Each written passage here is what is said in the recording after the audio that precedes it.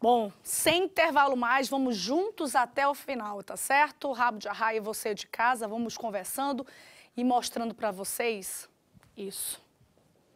Isso que é de indignar. Pai, mãe, bisavô, os três que eram para proteger essa menina de 10 anos, que é de dentro da casa onde a criança tem que ter amor, carinho, eram deles que ela deveria ter isso tudo, e é de lá que vem a violência. É deles que vem a violência.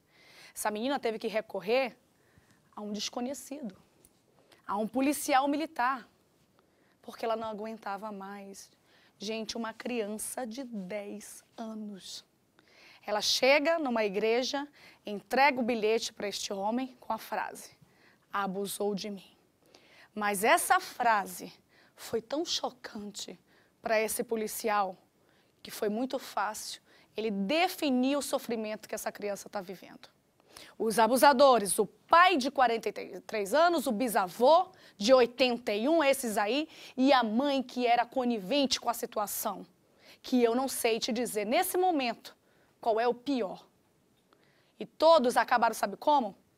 Graças a Deus que acabaram presos.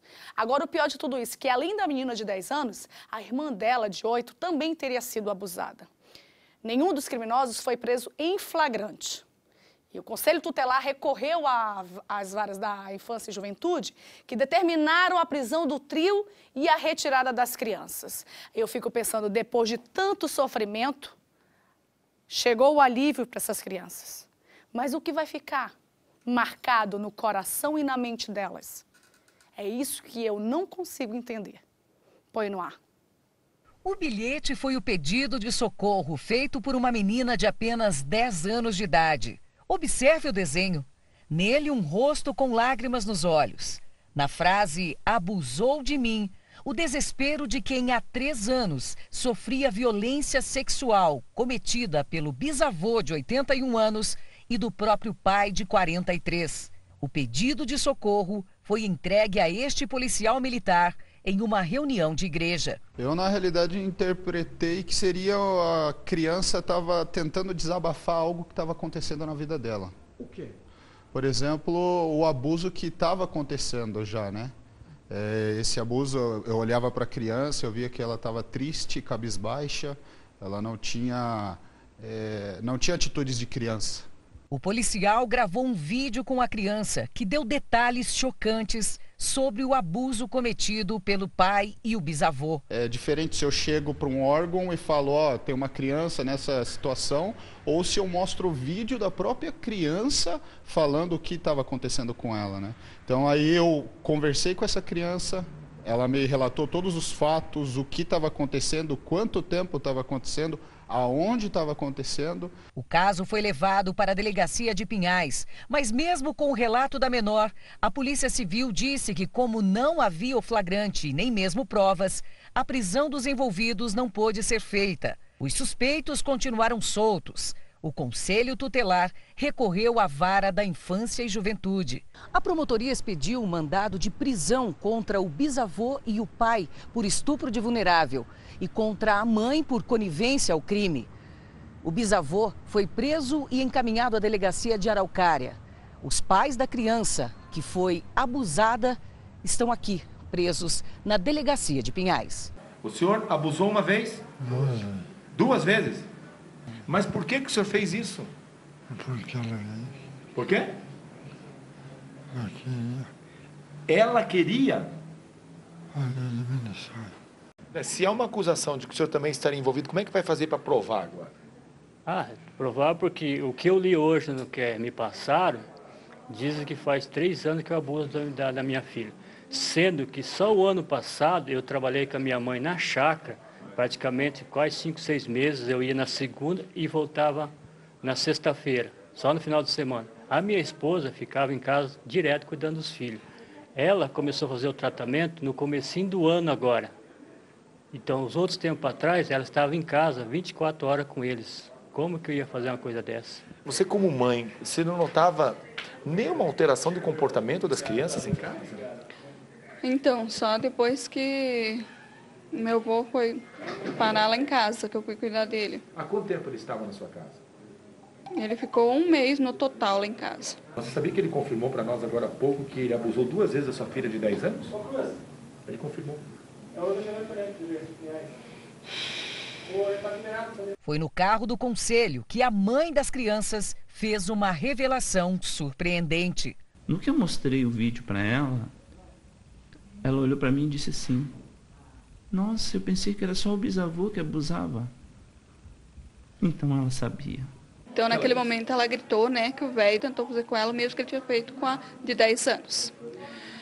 Daí eu olhei para a de 10 anos e perguntei, é verdade? Daí ela se desabou em choro e falou, é verdade. A minha esposa me relatou, umas 2 semanas depois, que ela e minhas filhas começaram a maltratar ele. Até meu filho mais novo também começaram a maltratar ele.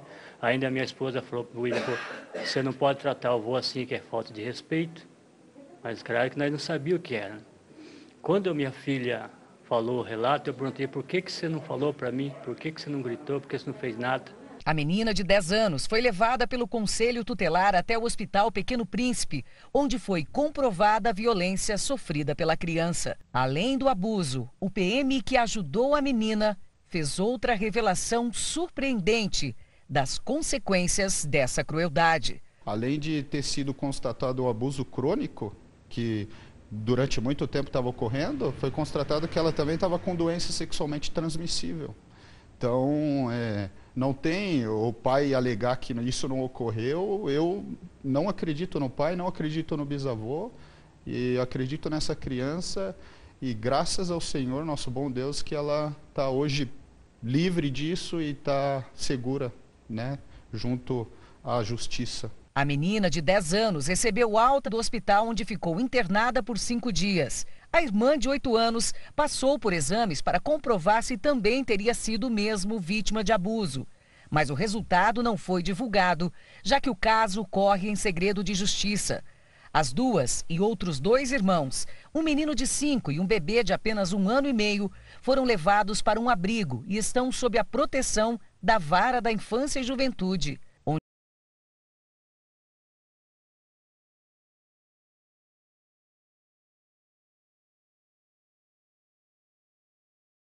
Revolta, a indignação é tão grande que eu posso passar dos limites aqui.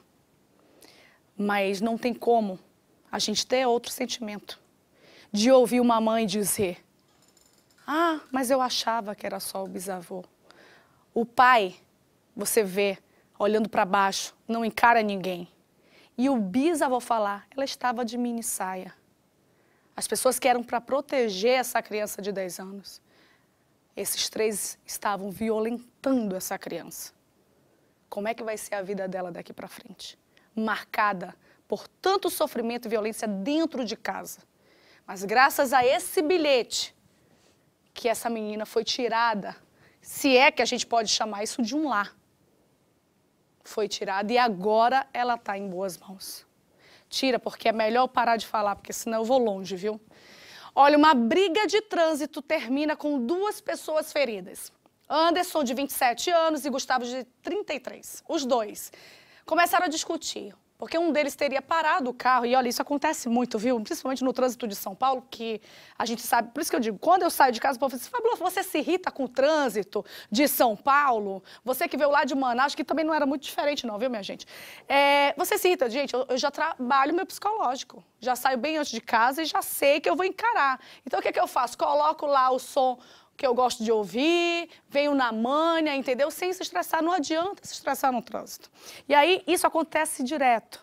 Aí, um deles teria parado o carro em fila dupla, impedindo a passagem do outro, e aí uma faca e uma barra de ferro foram usadas na briga. Começaram a brigar por conta disso. A polícia investiga para descobrir, na verdade, quem começou toda essa confusão. Os 2 estão internados e correm risco de morte. Olha só, gente, por causa de uma briga, porque um trancou o outro. Isso tudo em Campinas. Põe no ar. Dois homens começaram uma discussão porque um deles parou o carro em frente à saída da garagem de um prédio no residencial Parque Fazenda, em Campinas. Na hora em que tudo aconteceu, tinham muitos carros parados aqui nessa rua em fila dupla. No determinado momento, Gustavo tentava sair da garagem desse condomínio, mas acabou impedido, pois o carro de Anderson estava parado bem aqui. Ele aguardava os amigos que moram no prédio. Gustavo ainda tentou passar por ele, mas acabou batendo nesse carro. Foi aí então que os dois começaram a brigar. O estudante de medicina Anderson de Araújo Tcheca, de 27 anos, e o enfermeiro Gustavo Cardoso, de 33, brigaram. Os dois saíram do carro e, de acordo com testemunhas, um deles estava com uma faca e golpeou o outro.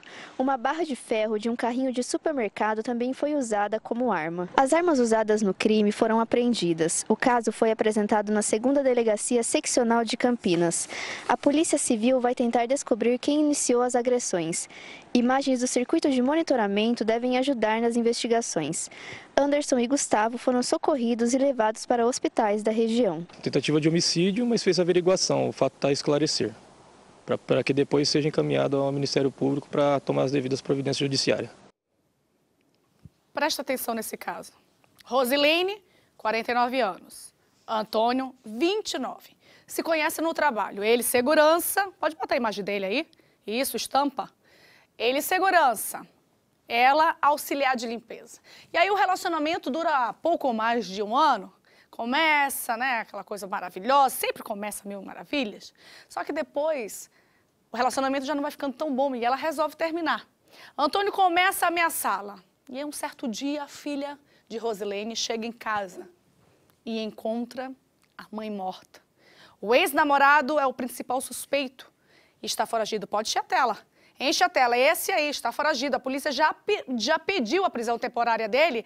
E se você tem alguma informação, preste bem atenção nessa matéria e ajude a polícia a chegar neste homem. Põe no ar. Uma semana depois de cometer o assassinato, Antônio Carlos já não é mais considerado apenas suspeito. A Delegacia de Investigações Gerais de Jundiaí esclareceu o crime e aponta o companheiro da vítima como o responsável pela morte dela. A prisão temporária já foi requerida. Rosilene de Freitas, de 49 anos, morava nessa casa na Vila Hortolândia. Ela e Antônio Carlos se conheceram no trabalho. Ele, segurança, ela, auxiliar de limpeza. Estavam juntos há um ano, mas a vítima não queria mais. E ele não aceitava. E daí começou a ameaçá-la, ameaçá-la de morte e também de cometer suicídio. O crime aconteceu dia 8. A filha, de 20 anos, chegou em casa do trabalho e encontrou a mãe morta a facadas. A polícia foi chamada, mas Antônio Carlos não foi encontrado. A única pista do criminoso foi a camisa suja de sangue deixada nessa escada durante a fuga. Para a polícia, Antônio Carlos premeditou o crime. Logo após cometer o assassinato, o segurança fez as malas, foi até o local onde ele trabalhava, pegou alguns pertences e fugiu. Na tentativa de ocultar algumas provas, o criminoso levou com ele o celular da vítima. Os cartões, por exemplo, da vítima foram levados e nós identificamos um saque. Um saque no valor de R$1.000 na conta da vítima, que foi realizado pelo próprio autor do crime. As investigações seguem para descobrir o paradeiro do segurança. Olha, diarista descobre que o patrão, Nelson, um engenheiro aposentado, costuma gravar imagens dela no banheiro da casa.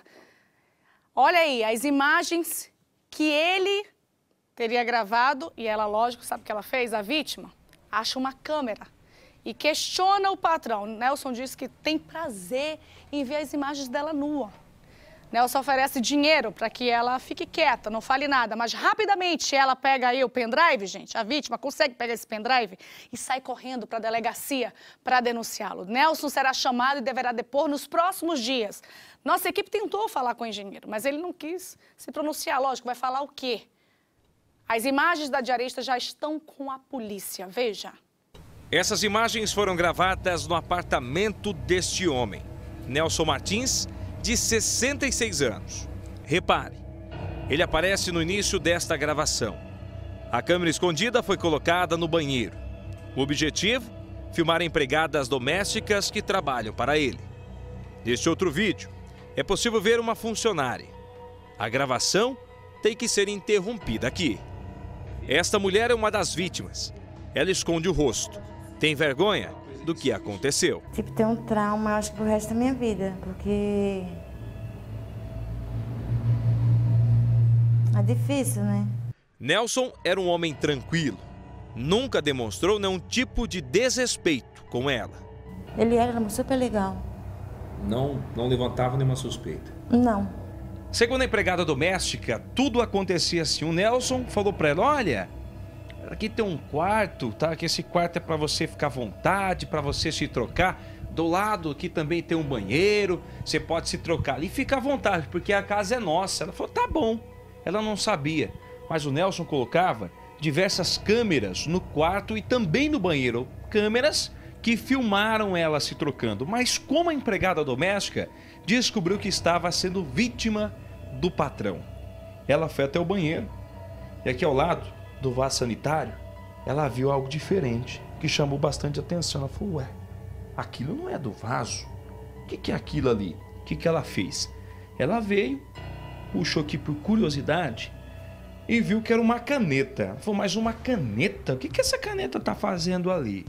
Ela começou a observar e descobriu que a caneta, na verdade, ela era uma caneta que gravava áudio e vídeo. Ela se desesperou na hora. Chamou o Nelson e falou assim para ele, ô Nelson, e isso aqui? Ele falou, isso aqui é uma caneta. Caneta é isso aqui eu usava quando eu trabalhava antes de me aposentar. Ela falou, mas isso aqui não é uma simples caneta. Essa caneta, ela tá gravando eu trocando de roupa. E aí, o que você tem a dizer?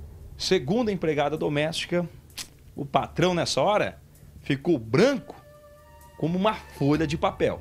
Ele tentou disfarçar. Aí eu falei, vamos jogar fora. Ele pedindo desculpa, ele até chorou, pedindo desculpa, mandando jogar fora. Aí eu falei, então me dá aqui para eu jogar. Ele me deu, só que aí, quer dizer, me deu entre aspas, que eu tomei assim da mão dele. Mesmo depois de ser descoberto, Nelson ainda tentou comprar o silêncio dela. Me ofereceu R$200 para mim continuar trabalhando. E não falar nada. Né? Quis te comprar com R$200. Com R$200. O Nelson é separado da mulher tem mais ou menos uns 10 anos. Ele tem filhos, já é avô e mora sozinho neste prédio que fica aqui no centro de São Paulo. A gente vai tentar ouvi-lo para saber por que ele fazia isso, qual era a intenção real desse homem com essas imagens dessas mulheres que se trocavam no quarto, no banheiro e eram gravadas. Tudo bem, o Nelson tá aí? Então ele se recusa a descer, ele falou que no momento não pode atender não. Ele não vai querer falar? Não. Tudo bem, obrigado. Nada. Tá aí, o Nelson não quer falar, prefere o silêncio. O caso foi registrado nesta delegacia da mulher. Nelson será chamado para prestar depoimento. As imagens já estão nas mãos da polícia. A vítima, que tem 40 anos, está constrangida com toda a situação e já contratou um advogado. Nós ingressamos com processos na área civil, pedindo reparação de danos, em razão do abalo emocional que ela teve, a humilhação que ela passou, o constrangimento.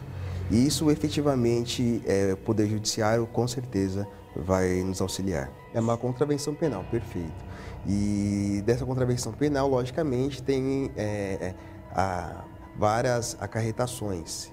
Uma delas, logicamente, é a reparação de dano na esfera civil, logicamente, e o processo criminal paralelamente.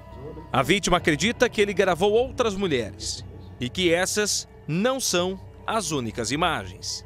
Eu acredito que sim, porque nesse mesmo lugar eu já tirava umas fitas brancas de lá. Só como se já imaginei que ele ia fazer uma coisa dessa comigo ou com outras pessoas. Estou com vergonha da minha filha, estou com vergonha da minha vizinha, porque eu mostrei. Estou com vergonha de trabalhar, não estou com vontade também de sair para trabalhar. E eu choro muito. Moradores de uma comunidade entraram em confronto com a polícia durante um protesto contra a morte de um adolescente de 14 anos em São Paulo. O protesto teve início depois que um caminhão desgovernado atingiu o garoto e outras 9 pessoas que estavam no local. Exatamente aí foi o momento do confronto. 3 pessoas seguem internadas. Põe no Cidade. O protesto foi contra a morte de Tiago Dias Cerqueira Souza, de 14 anos, atropelado na última quarta-feira por um caminhão desgovernado, que subiu na calçada, atingiu um trailer e as cadeiras, onde os clientes estavam sentados. 9 pessoas ficaram feridas. O protesto começou pacífico. Manifestantes interditaram uma avenida na zona norte de São Paulo, pintaram frases com o nome de Tiago e cobraram uma lombada no local. A situação ficou tensa quando um grupo com camisetas no rosto ateou fogo em pneus e móveis. As chamas se espalharam pelo matagal que fica ao lado da avenida. O batalhão de choque da Polícia Militar e 3 carros de bombeiros foram acionados. Em poucos minutos, a praça onde ocorreu o acidente virou um campo de batalha. Motoristas que tentavam passar pela avenida foram obrigados a dar meia volta. Armados com bombas e balas de borracha, os policiais enfrentaram rojões e pedras atiradas pelos manifestantes.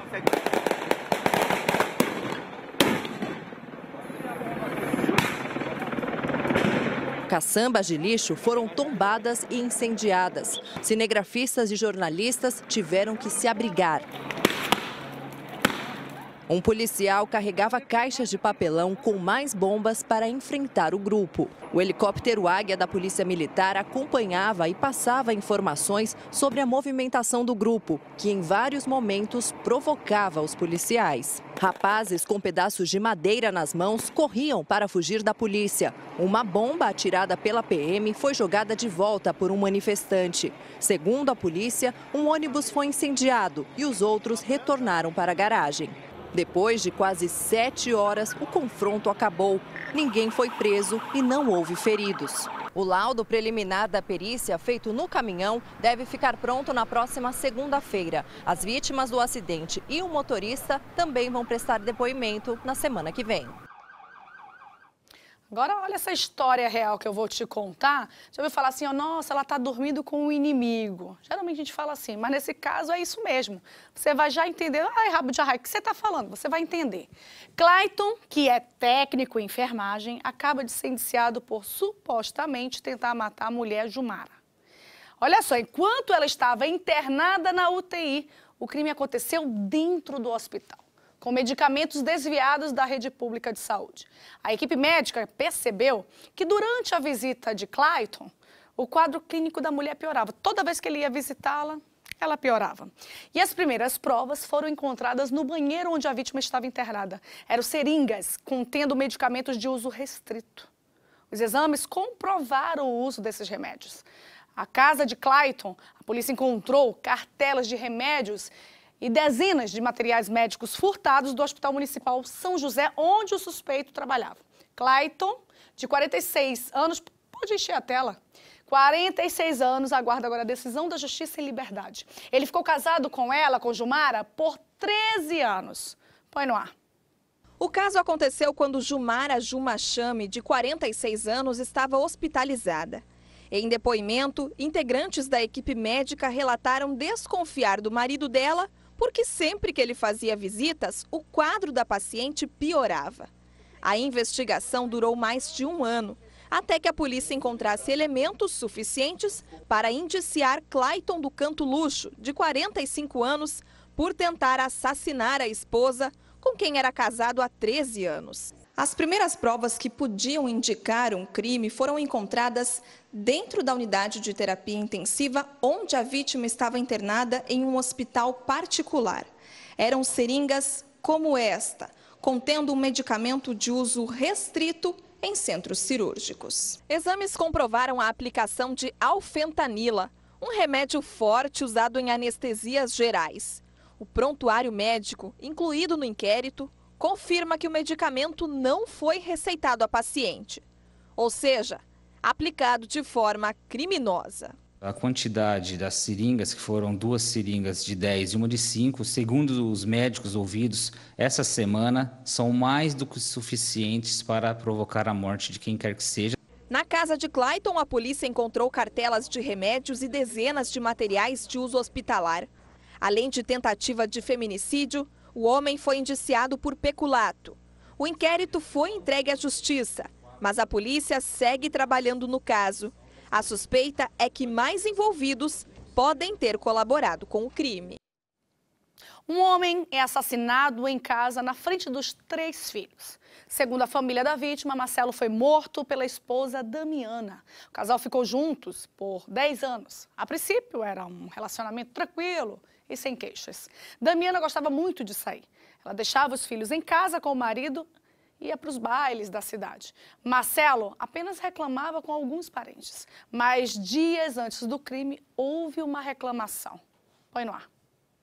Na parede da casa onde o crime aconteceu, o sentimento que toma conta de parentes e amigos do lavrador Marcelo Sardinha Jovencio, de 37 anos.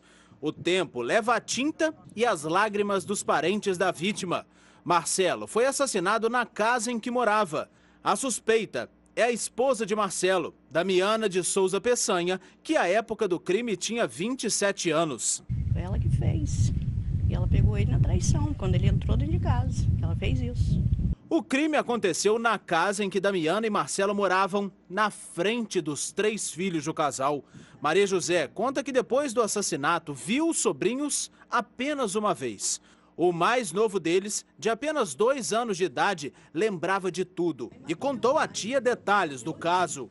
Ele ficou traumatizado e, ao que se sabe, nunca mais falou com ninguém sobre o assunto. Olha lá, minha mãe matou meu pai bem aqui em casa aqui. Era noite de terça-feira, dia 24 de dezembro. Toda a família Sardinha se preparava para a comemoração do Natal que aconteceria bem nesta casa, onde morava Marcelo, a esposa Damiana e os 3 filhos.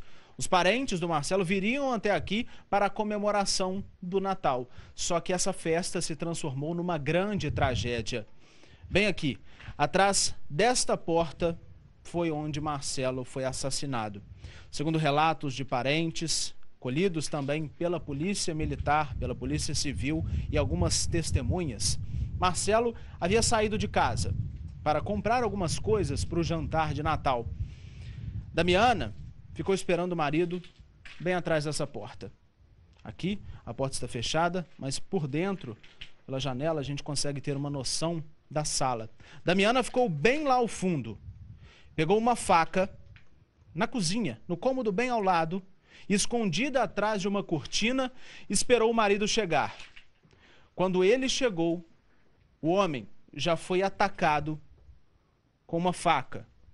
Um golpe certeiro bem no peito.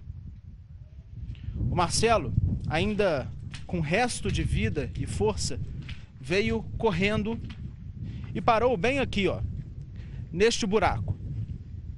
Foi aqui que ele deu o último suspiro. Ele já caiu sem vida, neste ponto. Algumas pessoas viram e foram chamar os parentes do Marcelo. Enquanto o homem agonizava e caía sem vida ali, testemunhas disseram que Damiana entrou, pegou algumas coisas, pegou os filhos pelos braços e saiu.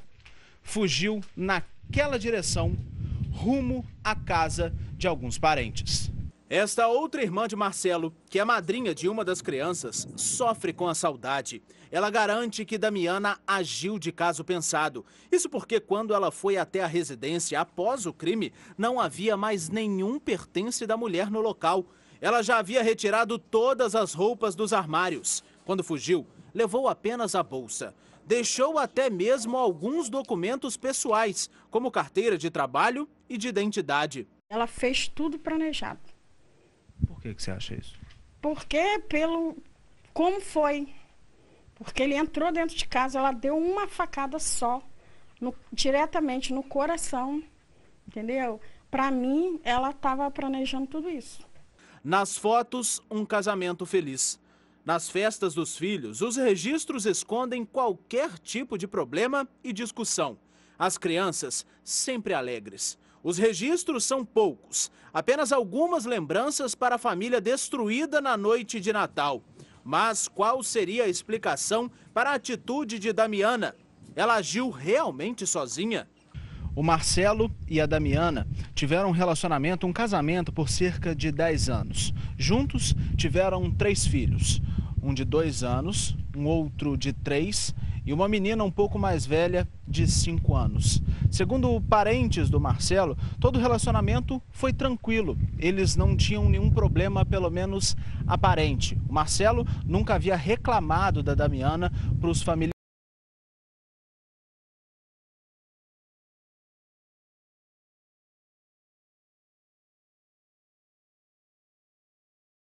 Sobre os cuidados do Marcelo e principalmente às sextas e sábados ela ia para bailes da cidade, saía e não tinha hora para voltar. Isso deixava em muitos momentos o Marcelo descontente, mas ele sempre sofria sozinho, ficava com as crianças, reclamava com no máximo alguns parentes e nada mais que isso. Quando a Damiana voltava, ele já estava dormindo, as crianças também. E no dia seguinte, a vida seguia como se nada tivesse acontecido. Mas cerca de 2 semanas antes da morte acontecer, segundo familiares do Marcelo, neste momento houve uma reclamação. Mas uma reclamação por parte da Damiana. Ela estava assentada aqui. Nesta mureta, ela se assentou bem aqui assim e ficou com os filhos. Era uma tarde. Neste momento, uma das irmãs do Marcelo estava vindo acompanhada de uma outra pessoa. E daqui, a Damiana fez uma ameaça contra a vida de Marcelo para as irmãs dele. 2 semanas antes de acontecer isso, eu vim visitar a minha irmã que estava doente, com a outra irmã minha. A gente passou por aqui, ela estava sentada num banquinho que tinha aqui. Ela virou para mim, para minha irmã e falou assim: eu vou matar esse irmão de vocês. Aí minha irmã falou assim: para que isso, Damiana? Se não está dando certo, por que você não se separa? Ela: não, eu vou matar esse bicho. Aí ele estava em pé ali junto com a gente também. E falou: ela é doida, ela está brincando. Aí passou, ela foi e fez isso. Lúcia pensou que fosse uma brincadeira ou uma briga passageira, mas não. A promessa se concretizou pouco tempo depois. Ela conta que Damiana nunca chegou a ser presa. No dia da audiência compareceu, mas o depoimento dela foi a portas fechadas. Ou seja, a família Sardinha nunca soube qual foi a declaração dada pela mulher. Mas o veredito foi mais uma derrota para os parentes de Marcelo. Ficou decidido que Damiana agiu em legítima defesa. Porém, nenhuma explicação da motivação do crime ou o que realmente aconteceu dentro da casa foi dada à família. No dia do depoimento lá, ela ouviu a gente dando o depoimento. E o depoimento dela nós não ouvimos. Porque eles tiraram nós para fora. Entendeu? Mandou a gente se afastar um pouco para fora. Aí ela deu o depoimento dela sozinha lá dentro. Né?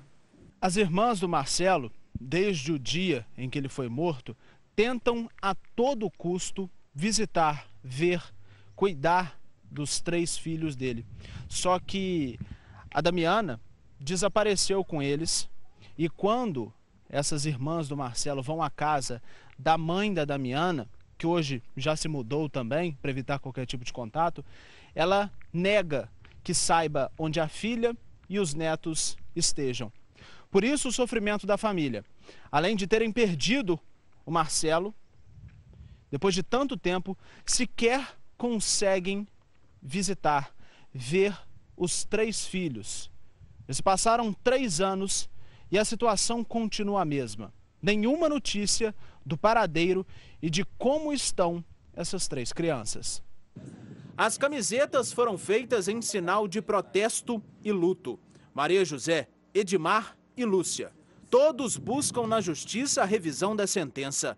Querem Damiana atrás das grades. A saudade toma conta da família. Em uma parte, do irmão que nunca mais vão ver.